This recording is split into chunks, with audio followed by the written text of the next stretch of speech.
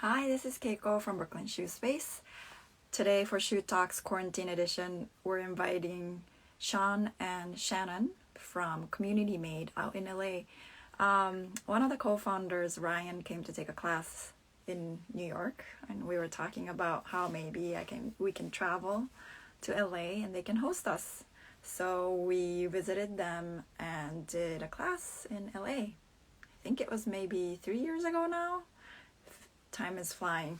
But we are going to catch up to see how they are doing. They're located in downtown LA area, the Arts District, and they have an amazing space and a cobbler station.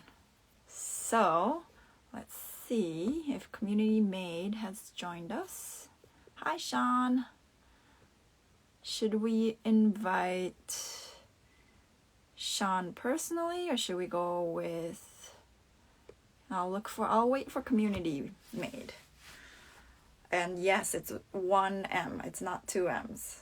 It's really hard to actually type because it auto corrects you each time. But I had to erase the 1 M. It's only 1 M. It's Community Made. And maybe I'll talk about it a little bit. So all the shoes are made in LA, downtown LA area. And all the proceeds, not all the proceeds, sorry, 10% of the proceeds go to charity of your choice. And I think they have about 3 or 4 on their website that you can choose from. Some go to education, some go to local arts, and some go for homeless prevention and help in the local area. I wonder how it's going. I think California just started locking down again. I'm not sure. Oh, Community Made has joined. Okay, I'm going to invite them on.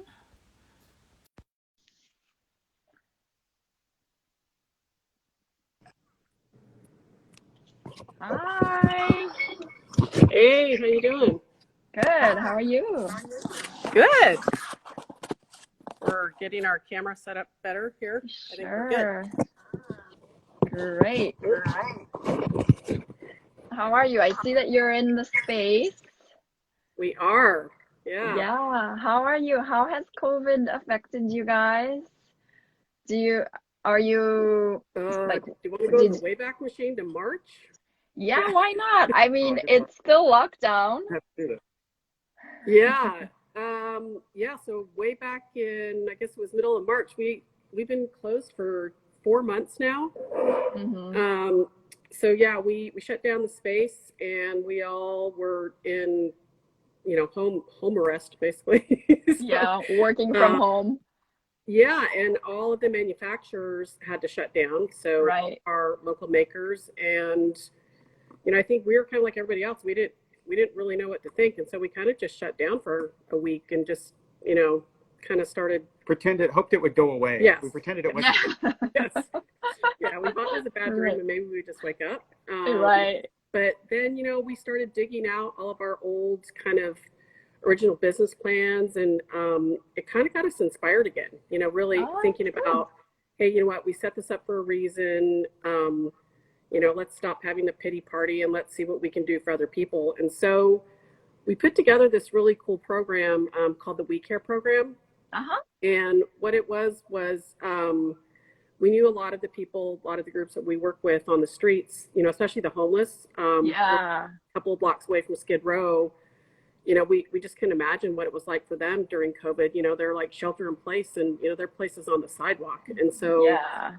we just said, how can we help? And so we put together a select curated group of our products, and we allowed our customers to pick how much they were able to afford. And then we just donated all the proceeds to the people concerned for the homeless. And it was super successful.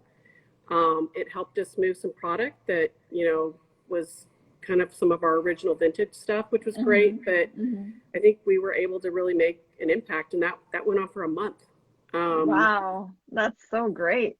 Yeah. And then after that, we challenged ourselves product-wise. Right. We figured, premium price sneakers are not going to be the first thing that comes back after coronavirus. COVID, right.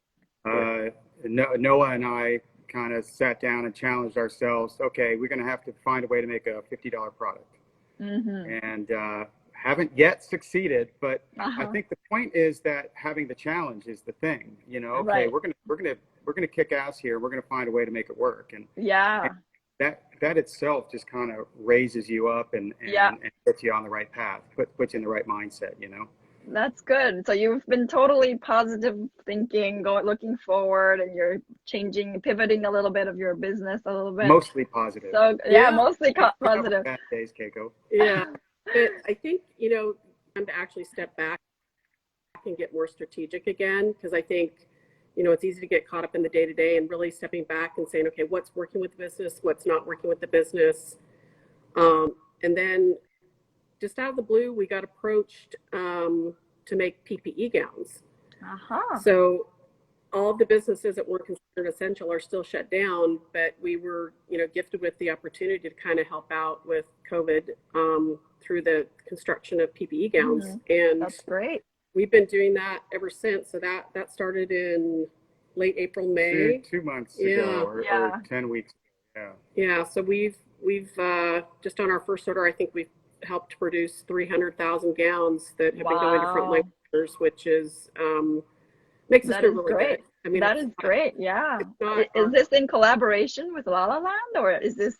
No. Actually, but they've got their own thing going. They're doing a great job. Yeah. Well. Yeah.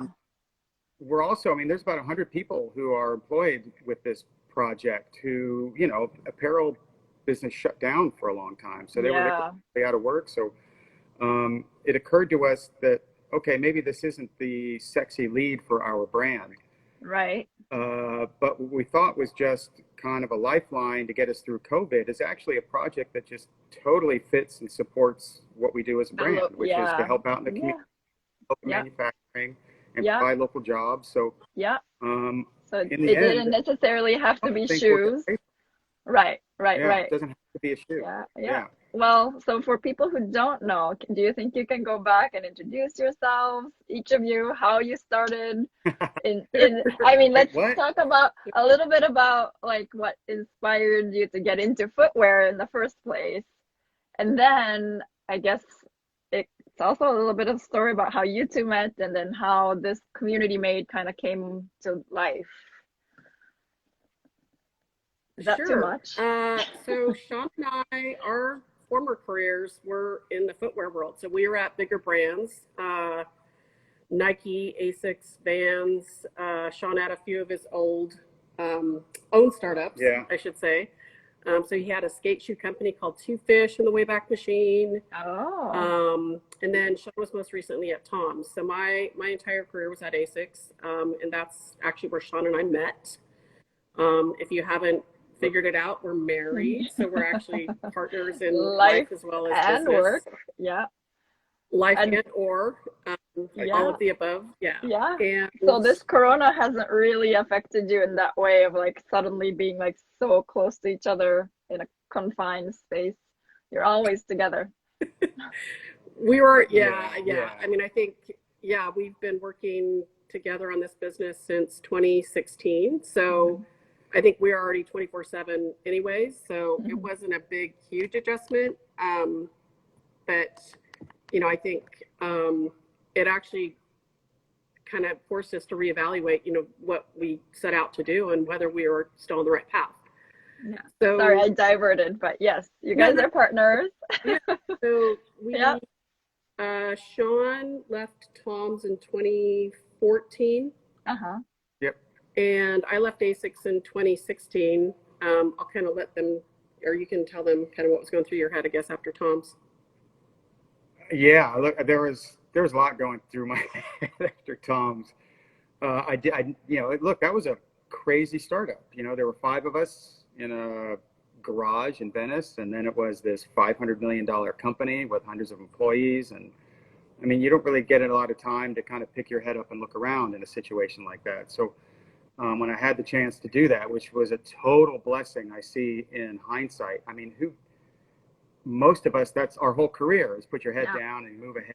You don't really get the chance to take the chance to pick yourself up and look around. And I had almost 2 years to do that, you know, so that's a huge blessing, and I did acknowledge that. Oh, And there are a few things that went through my head. One is that overseas is inherently abusive to labor. And it's not because anybody is doing it deliberately. It's just because we're competitive and we're capitalist, and we are inevitably going to shift toward the lower cost, and we're not going to do our homework perfectly. Eventually that labor is abused. And for a long time at Tom's and ASICs and everywhere, it was like, well, look, we're over there, we're bringing money, we're bringing jobs, when otherwise they wouldn't have jobs. And that sounded amazing.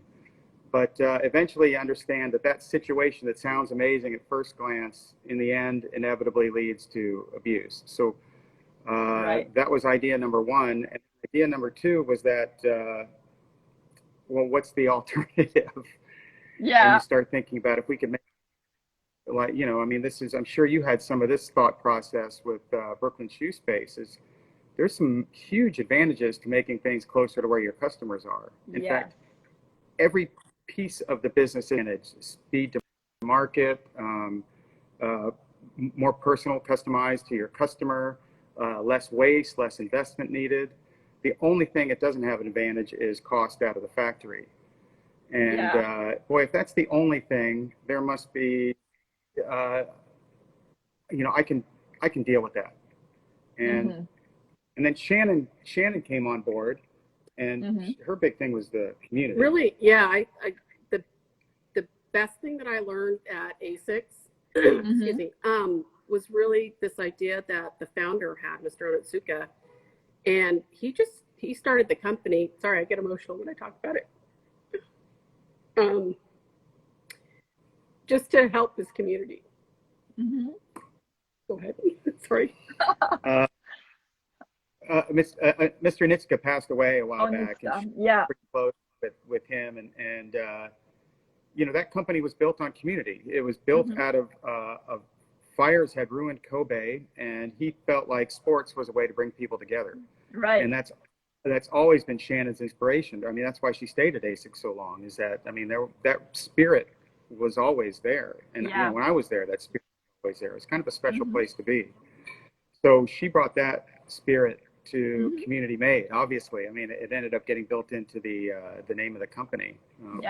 I remember the night we were downtown. We had watched a concert, and we were walking around downtown, and there was just this energy.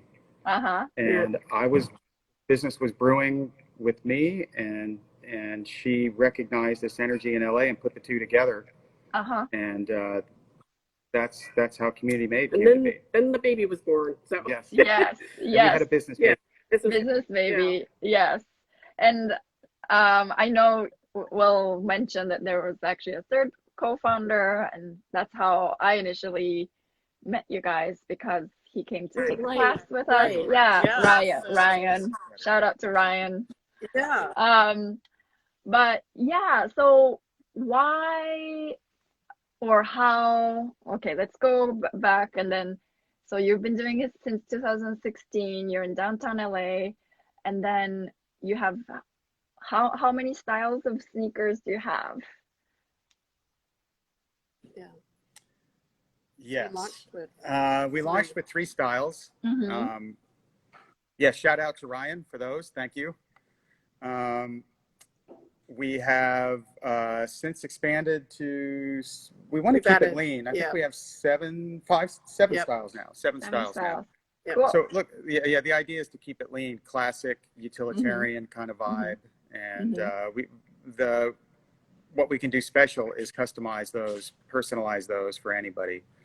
So we'll continue to come out with classic styles, you know, with our flavor to them, and we'll personalize them. You know, that's our thing. I'm gonna go back just a little bit to personal, if it's okay. I'm curious, who's your mentors? Do you think it is Mr. Onitsuka for Shannon, and for Sean, do you think it's some people from Tom's?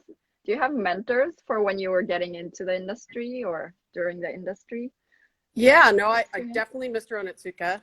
I think, you know, from just a brand vision perspective. And then there was a president who kind of taught me about, you know, the the finer points of accounting and operations. Rich Bourne, who is honestly like a clone to my dad. Just from the accounting, I mean, just they look like each other. It's really interesting. Yeah, I think those two, and then I kind of lump everybody else along the way that either kind of brought things that I really wanted to hold on to, and then obviously some things that I didn't want to do. If I had my own company. So I think those are the two that I would shout out in particular. And then for you? Yeah, there are always footwear mentors. It's funny. It's a good question because I think I used to say I didn't have any mentors. I just have these friends. And I think I said it to somebody, and they wisely pointed out that, yeah, those are your mentors. So I think I've always had people around me who were smarter than me. Shannon knows Dan and Gary from ASICS. At Tom's, Blake was a great mentor about marketing and hustle and move fast. And if it fails, go on to the next thing. And you guys know who you are, Jonathan, Hajime, and Liza.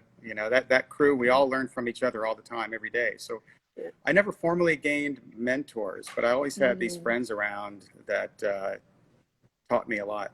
How about you, by the way? Yeah. This is two ways. Well, there's I'm not curious. much time. I want to interview you. And well, for me, mentors, I have so many. And I have so many as well. It's like you say, it's like friends, shoemakers, teachers, people who just kind of give you like a little hint or key of some thoughts, I have many. Yeah. But I don't really call them out to be like, oh, you're my mentor, really, but it's in my heart. Sure. Yeah, good. Yeah, agree. I'm curious about so back in the day, I'm gonna go way back. Were you always into footwear? Or was this like back when you were like getting into ASICS, for example? Or I know I want to talk about community made for sure, but like, why shoes is like my question. So like, is that kind of like already in your DNA? That's why community made is like footwear. But like before that, how were you always shoe people? Did you love shoes growing up? Did you?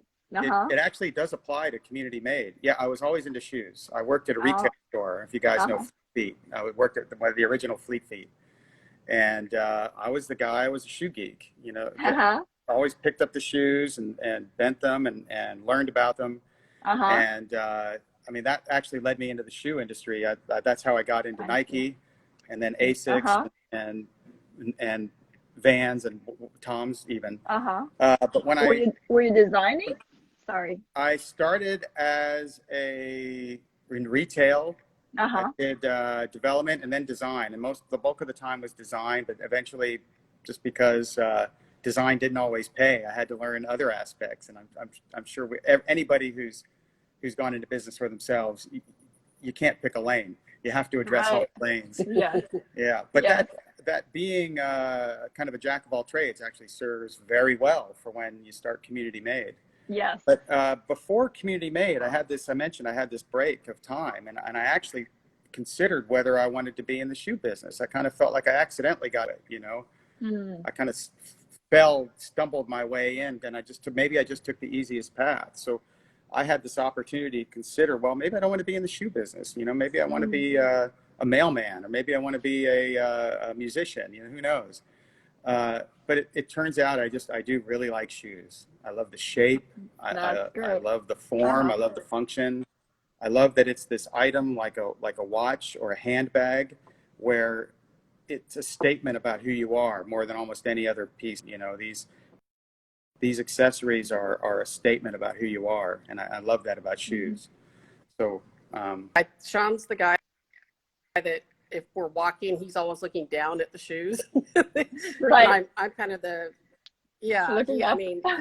And you can tell like when true shoe aficionados even come into the showroom, the way that they pick the shoe up, the way they hold it, the way they turn it, the way they're looking at it, like somebody's really into shoes.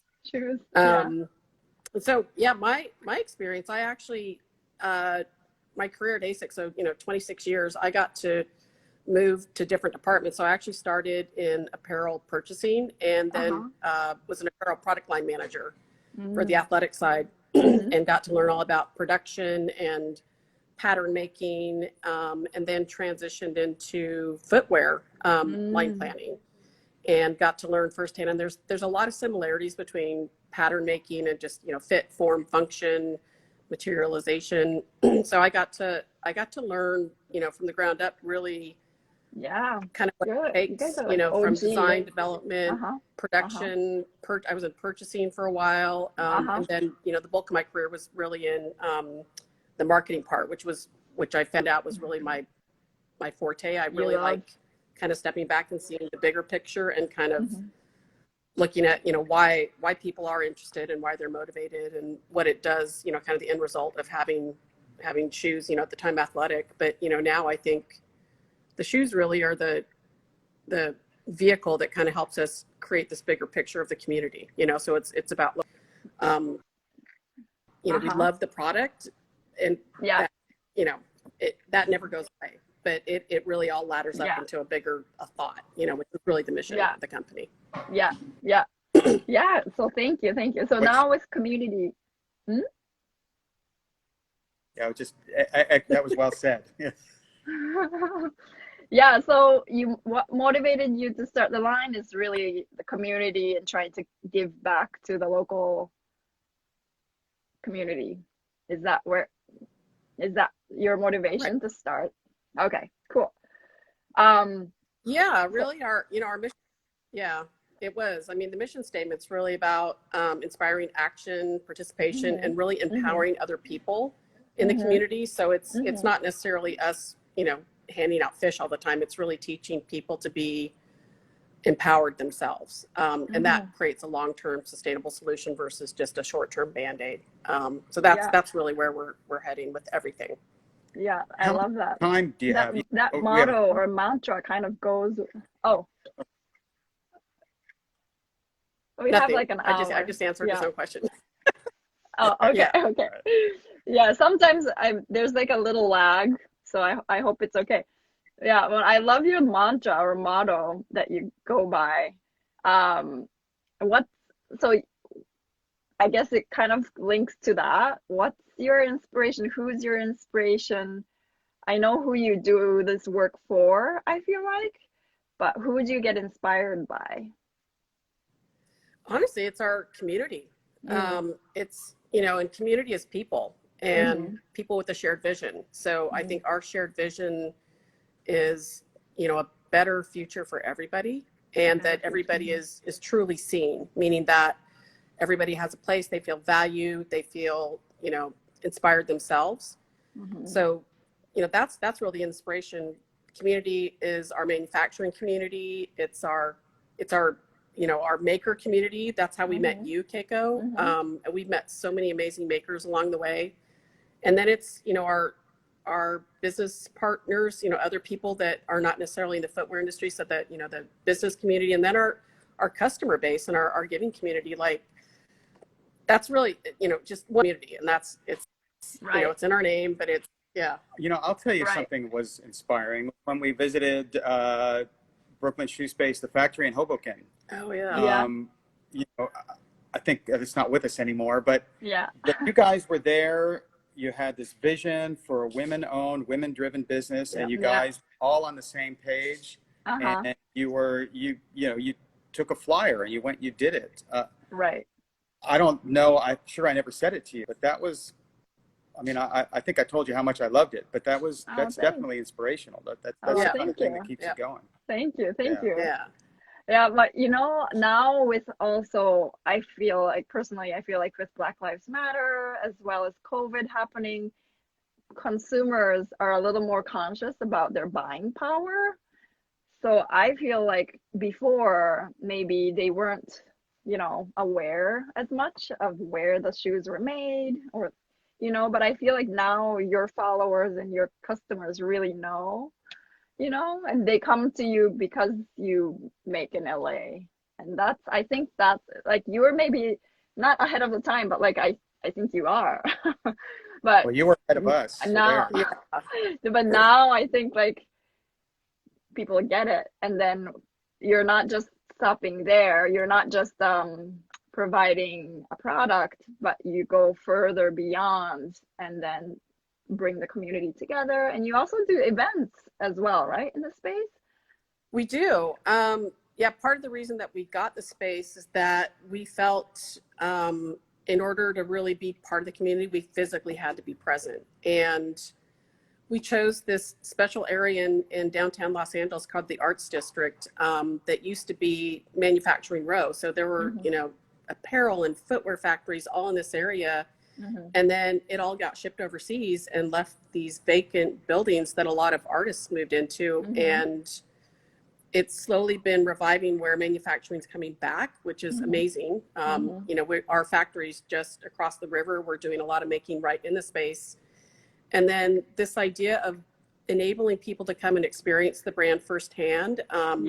One of our favorite things to do are shoe making classes, of which Keiko has been here twice to be she is the lead. Yes. I mean, we're the host and she does all the work. That was fun. You guys have amazing space. And we do other we do fundraisers. So a lot of our giving partners, we host all of their annual fundraisers for them. We have music events. Poetry. I remember poetry, yoga, slam, street one of our giving partners. We've done candle making, we've done flower arranging. So really this idea of working with your hands again is super important to us. And, you know, there's a lot of customers coming to us and asking us to put on classes, and we love it. I mean, that was really what the space was designed for. Yeah, that's so cool. Well, since you are in the space, do you think you can show us the space a little bit? Yeah, absolutely. A tour? And Sean, you were about to ask me something, Sean. Oh, I was going to ask you, do you find now, as opposed to 6 months ago, that people understand the value of local production? You don't have to explain it anymore? No, not really, because I think there's, to be honest, like footwear, I don't think people know how they're made.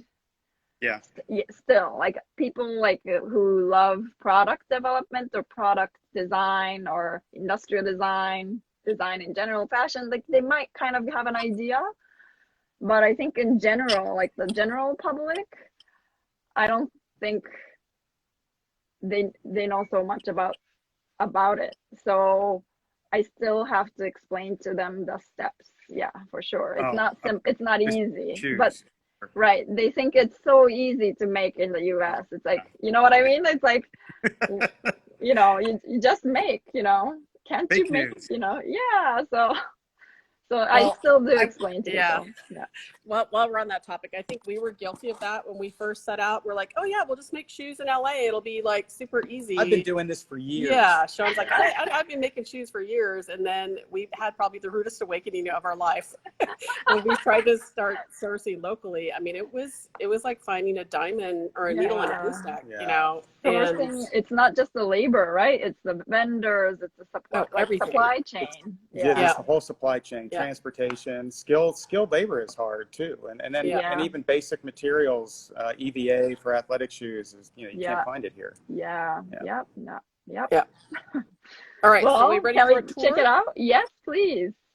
Let's. All right, so I'm gonna walk us all in like we're customers, and it's gonna look a lot different than when you were here, Keiko, because what we had to do is we had to board up our entire storefront. Wow. Yeah.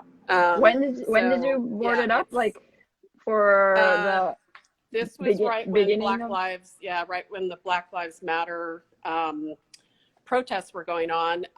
There was a lot of looting, and we unfortunately at the beginning of April got broken into. Not related to Black Lives Matter. It was just because all the stores were shut down and people that are in desperate need of money, you know, are stealing. So we got broken into. All of our product is out of the showroom right now because when we got broken into, they stole all of our stuff. So we cleaned our showroom pretty much out.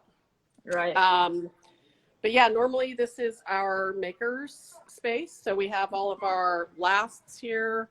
This is where we do a lot of the construction. This is some of our machinery. So on any normal given day, we've got makers up in the front here. So as people are walking through, when the boards aren't up here, they can see and they can see that, you know, something's going on, and they can see people actually making shoes, which is crazy because, like you said, a lot of people have no idea what it takes to make a shoe, and so they're fascinated. So they'll just come in and just watch us make shoes. That's great. And then when you go back in through here, just to kind of give an idea, how big is the front area?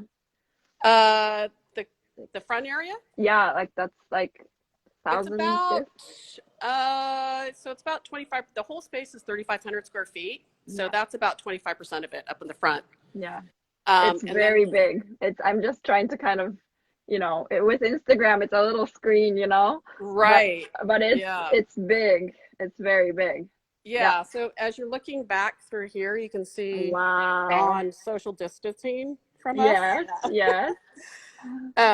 This is our kitchen area that serves as like our bar for a lot of our events. Nice. But this is kind of back into the front. So you can, from the customer's perspective, they can always kind of see into the back. And, you know, the first question we get was like, what are you guys doing back there?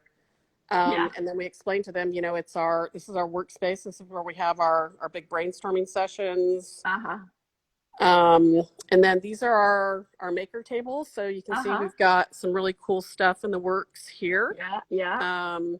Everything in the space is on wheels. So at any given moment, we can move all of this stuff out and it turns into a big open space. There's Noah in his socially distant work area. So Noah's our product manager. He does all the development. This is what we call the backyard. So this is where we kind of hang out. And then we've got our photo studio. There's Jenny. Hi, this is Keiko. Like, remember Keiko? Yeah. And then this is where we actually stock all of our product here on site. So we do online sales with our very dirty shipping station. And then these are also maker tables that when we have our local makers come in, we do a lot of fill-ins here. So we've got all the materials and everything here. If you want to do custom. That's great. Yeah, and that's pretty much it. Oh, wait, and probably the highlight is our disco ball. Which we use every night. Well, dance every night. We use it more than you would think. It's a little bit scary. But, let's scoot down a little bit. Yeah, so that's very cool. What are you working on right now? Do you have so you were mentioning about you know, with the COVID, you have a couple different things going on. Do you have something new coming up? Do you have personally, or if you can share, if you want to not share, that's okay too. We'll very cryptically share that we've got something super exciting. Sean can kind of talk about it. Our new product introductions for a holiday. Oh, okay. I thought she was making something up, and I just had to You're like, give me a little like hint, wink, wink, right? Yeah, I'll speak. Yeah, I can speak. We have we talked to people. I think you among them, and it became clear that new product was one of the keys to reigniting your business after coronavirus or during coronavirus. So we've been focusing on that, and I mentioned Noah and I are working on a $50 product. Yeah, not necessarily shoes, right? I'm assuming maybe. Yeah, we're going in two angles. One is like a coronavirus work from home specific kind of product, and the other one is a sandal. A sandal. And then on top of that, we have a new technology that we mentioned earlier about finding midsole materials for athletic shoes here in the USA. So we're working with a company called Blumaka to work with a new midsole material and to get those here and work with those on some new products. It's a recycle. Wow. It's an amazing product, and we're building new shoes around it. So we hope to launch that. Yeah, I mean, we're targeting holiday. I mean, I think, you know, obviously the production slowed dramatically when we were all Right. home watching Netflix. So Yeah. yeah, but it's starting to pick back up again where we're Right. starting to start, we're seeing some first looks at samples and Yeah. actual products now. So, Yeah. I think we're all super excited. Yeah. We've got new colorways coming up, Yeah. a golf shoe that we're going to be Oh. launching next Uh-huh. week. So we did, Wow. Cool. yeah, we did a collaboration with, he's a former pro skater, Justin Eldridge, who turned his eye on golfing. And started a golf line called the Number 33. And he had this idea. Yeah, it actually started out as his own custom golf shoe. Okay. And then once we saw the sample when it came back, we brought it in line. And it's been doing great. So we've got some new colors coming out of that because that is one of the activities that you can be far apart, and still recreate. So it's a great sport. A lot of people are picking golf back up again. So interesting. They're like, I just need to get out of there. Yeah. I guess. Yeah.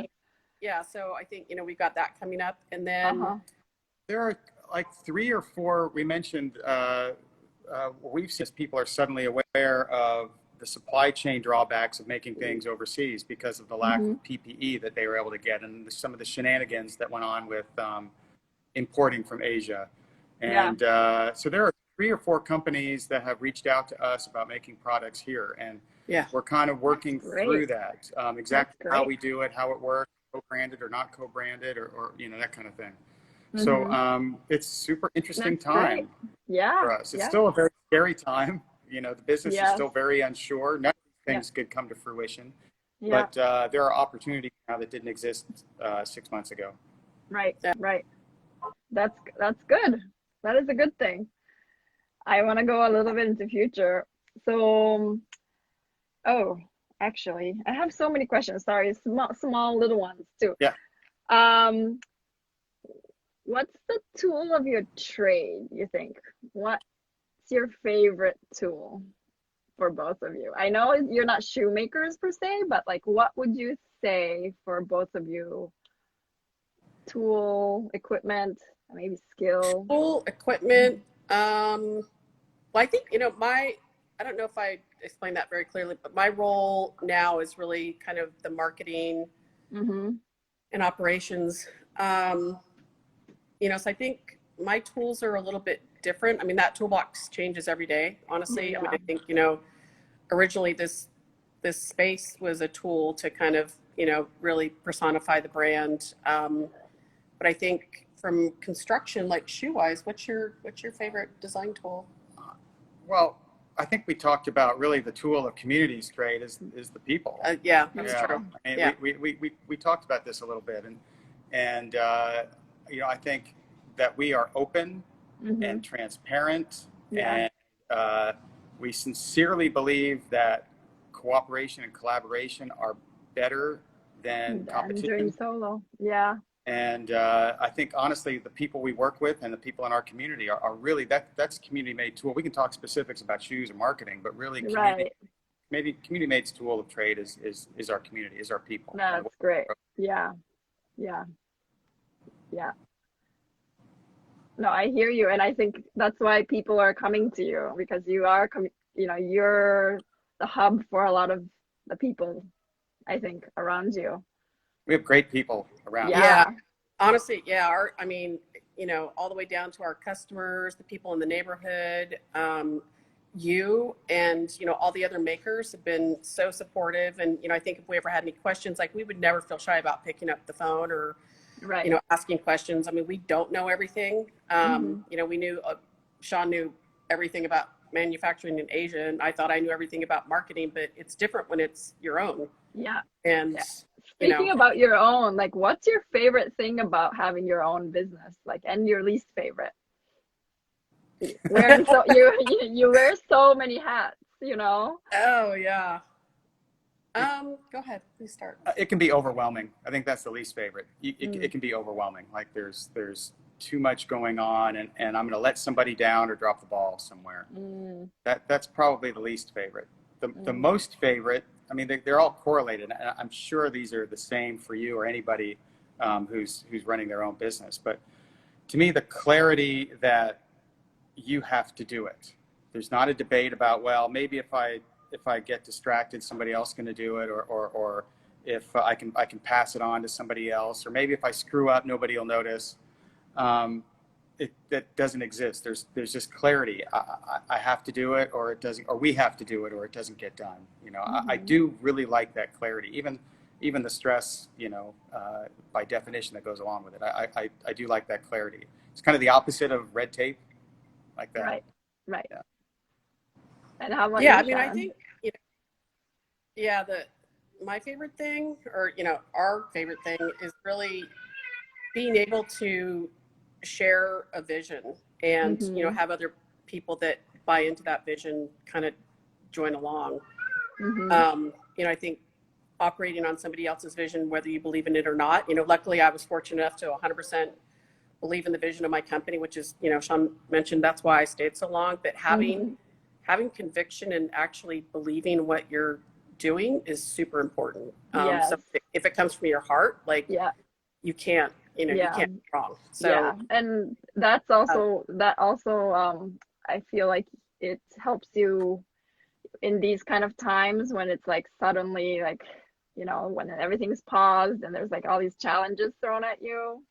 Yeah, I think your love for what you do keeps you going. Oh, 100%. I mean, I think, you know, conversely, you know, when things aren't going well, it's, you know, it's kind of hard to keep your chin up. But I think really going back to, you know, pulling out your original founding documents of when it was new and fresh and there were no restrictions and there were no money concerns and, you know, the what if is awesome. But, you know, going back and reminding yourself of like, you know, this is why we did this and this is why we started. And then looking at your successes along the way of like, hey, we said we were going to do this and we did do that. And we said, you know, we had 7 very clear pillars of what we wanted the business to operate under. And we've executed on every single one of them. Can we improve? Yeah, we can always improve each one of those. But, you know, we set out to do what we said we were going to do. So in that respect, it's already success. You know, whether financially it's going the right way that we wanted to, like, not right now. But, it's hard. It's hard times for everybody, I think. But definitely, what if you mentioned like if you had unlimited resources and the time in the world, what would you? For the shoemakers, I usually ask what kind of shoes would you make, but in your case, what would you spend it on for your company? Well, I think when we sat down and looked at really what is unique about Community Made, it's really the business model of having local production and serving that community. And really the designs are inspired by what the vibe of the community is. So taking that business model and moving to other parts of the country that makes sense. You know, Brooklyn is right up there. Like we've talked about it a lot. Like it's got great shoe manufacturing history. It's got a great vibe. So imagine it's got Keiko. Yeah. It's got Brooklyn shoe space, but you know, the idea that we could be manufacturing in different parts of the country, but all of those would be part of a bigger network of product that we can offer to the consumers, I think is super interesting. Even overseas, you know, there's so many cool places that we could be. I had almost the same thought, maybe even a little bit broader, is that this idea of building things closer to where the customers are, it's better for all of us. And to me, I see it as inevitable. It started now. Coronavirus pushed a fast forward button on it. Sending things back and forth overseas to advantage of low cost labor, it's peaked and it's fading. And so if I had unlimited time, I would push that button and just fast forward 5 or 10 years to where we're all making things closer to where our customers are. And we're doing a better job of servicing our customers. And now, do you think it would be even like state by state kind of, is that kind of like the idea, the pocket? Region by region. By region. Right. That would be so it'd be cool. awesome if it was city by city. Well, I mean, if you think about it, that's where we all came from. I mean, things were always local. And I think, you know, people have recognized the value of supporting local economies, but also, this idea of sustainability, of not having, Sean already mentioned, of shipping stuff all over the world when really it could be right in your backyard. And, we're better things for the planet, and, everybody's kind of pitching in. So I guess that's the big vision of, what could be down the road. So Yeah, very cool. So you kind of answered a little bit, but I'll touch on it again of like, so in 3 to 5 years time, or even 10 years vision of community, what do you envision? Like, do you think this is totally like on your plate right now, or do you think, is there something else as well? No, I mean, I think we have this map in our head of little, where we just keep putting pins in the map of where we're opening new locations. And they're all on beaches and tropical locales. It's so strange. Yeah. And we're just so strange. No, you're not thinking about retiring, of course not. No, we're just pushing the pins in the map. We love what we do. I think we toyed around with the idea of like, hey, what if we just kind of, retire right now? And we couldn't. I mean, it was just, there was so much more to do. And I think, we just love it so much. Just we has really to be done. Yeah. And I do think it's inevitable. And look, if somebody comes along and does it better, yay us, I mean, yay us, the global community. Right. We can't not do this. Yeah, right. But you also know how hard it is. So it's not like someone's going to just come. It's different. It's not easy, it sounds really, almost idyllic in a way. And I think the society is like slower. It moves so much slower. And like, so I feel like you're like ahead of the curve, I think. I don't know. I agree. It feels that way, but we meet. You're spearheading it. Yeah. We meet people like you, and we meet others in the community who share the same vision. And now I feel like there's that emotional engine behind it now. Whereas when we started, probably same for you or others, it feels like you're in a little bit of a bubble. But by now, I feel like we've connected with enough people now that it really feels like there's a movement and there's an engine behind us, and that we're not really allowed to slow down. Right. We have to keep pushing each other, something like that. Yeah. But I don't want to dismiss what you said. It's freaking hard, man. Yeah, no, I understand. Yeah.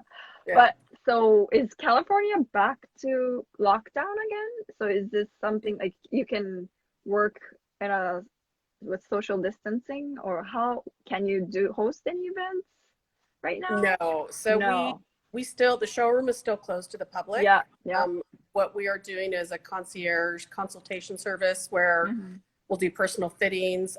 We've been doing a lot of custom work behind the scenes. So I think we were able to address, people with some biomechanical issues, which is really cool. I mean, that makes us feel but there is an interest for people to kind of get back in and start purchasing again. So we were just, in California, the malls were open. We still weren't comfortable bringing people in. And then yesterday, they shut everything back, so we went back to kind of where we were 2 months ago. Like your next door neighbors, the coffee shop, are they kind of open for? They can do, so we can window still do pickup service. Yeah, it was, so they shut down dine-in service. They shut down all bars. So yeah, we took a giant 2 steps backwards yesterday. Which is, it's tough. I mean, I think we're still committed to figuring it out regardless. So, for us online, we've been really focusing, and then, the gift of time of development. Sean did you bring samples? Oh, yeah. I was going to ask if you can show us some shoes of yours.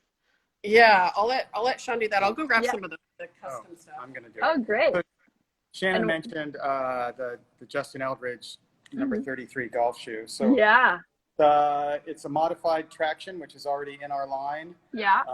We used a special leather for it, and then we put Vibram. Yes. Yay, Vibram. Bottom on it, so it's golf appropriate. And then we have 2 more colorways. One of them is basic black for the golf course. Yeah.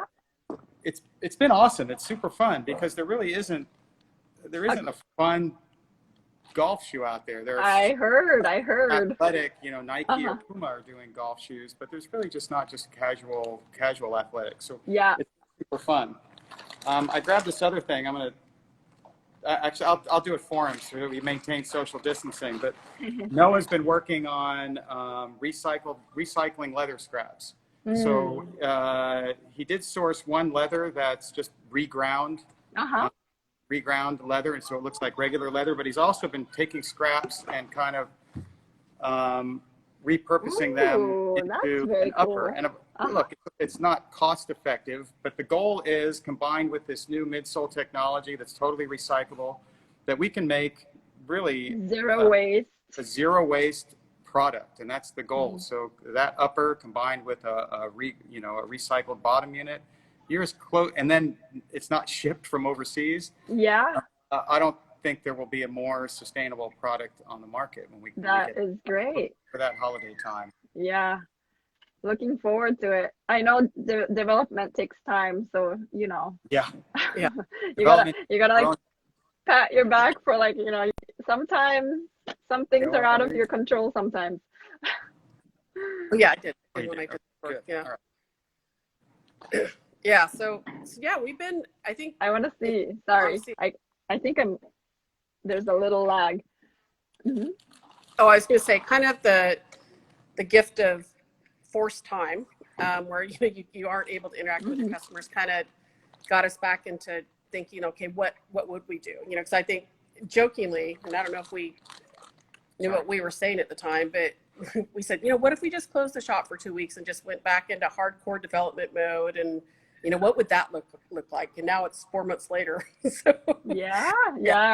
Right. Yeah. Well, that's so good. That's so good. yeah, Do you always wear community shoes? we do actually. When I wear shoes, I wear community made. Yeah, it Yes. did feel weird. I mean, we've been home a lot, so it did feel weird to put shoes on today. And actually, I forgot how to operate a belt. I was like, how do I get my belt? Like, but yeah, of course. Like, I think when we originally talked about design, my criteria was like, hey, it has to be the one shoe you put in your shoe or in your suitcase for vacation. So it has to be cool enough to walk around in all day, and then at night you can dress it up. So I think we hit the mark on a lot of the styles that way. That's so great. That is Yeah. so great. I'm really looking forward to the new styles, the sandals that you were talking about, the COVID styles, and events. I'm really looking forward to that time when, you can host events. You and Well, you and both of us. Yeah. Yeah, we're dying for another Keiko Brooklyn Shoe Space school here in the space. Yeah, we'll come over when like the flights are open a little bit. I mean, it's open. I'm just being a little cautious about Oh, absolutely. traveling. Yeah. But Yeah. I would love to. I think, maybe also even try to keep it local. So mostly like people who can just drive over, Right. So people don't have to fly over to Right. take the class. Yeah. Yeah, no, we've had people emailing us all during COVID asking for shoe schools. And Oh, really? yeah, Uh-huh. so I think, we're trying to figure out, maybe it's a super boutique one-on-one kind of, maybe where there's 5 students or something, and there's plenty of space to spread out in here, so everybody can have their own little like work area. Eva connection. Oh yeah, and we talked to Eva this morning. She said to say hi. Ooh, She yes. actually, I think so Eva took Keiko's shoe class, I think the last one, right? Yes. And she is now going to be moving into our space, and she's making masks. So she's like the creator of this fabulous mask. Awesome. So Oh, she's love going to be here. Yeah, the goal is to, where applicable, have other makers in the space on a permanent basis, because it just creates that energy, that we all kind of feed off of each other, and it's just cool. And it's a business opportunity. And that's community in action right there. Right. So the shoe business led us to you.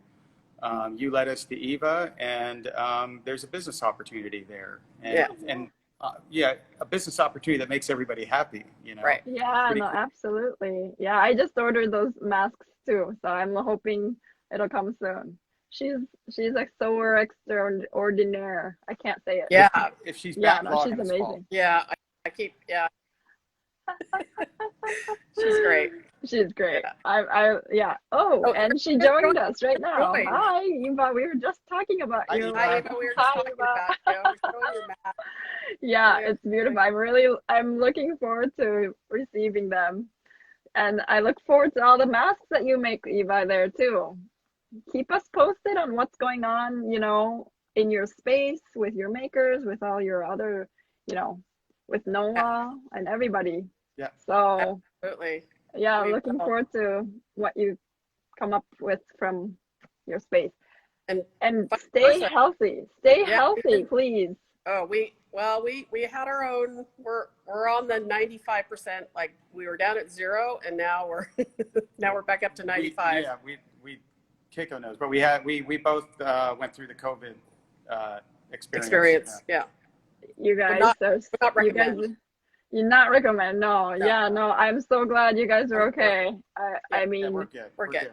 yeah, it's tough. It's so like even the quarantining, like half of it must have been like trying to get better. So yeah. Okay, stay healthy, keep your We will. You distances, too. and yeah, no, thank you so much for taking your time today. I'm so happy I got to hear a little bit of your backstories. Sometimes, Yeah. You don't talk about those things, but I think it's amazing the journey that you took to get to where you are now, Oh, thank you. Yeah, and yeah, you celebrating the moment, and I think there's lots more in the future to come. So I think I look forward to it. So Absolutely. yeah. All So right. I'll hope to see you in Cali Definitely. soon. Thanks for having us on. Yeah, thank you. All right. Great to catch up, Keiko. Yeah. Yeah. All right. Okay. Bye. Bye.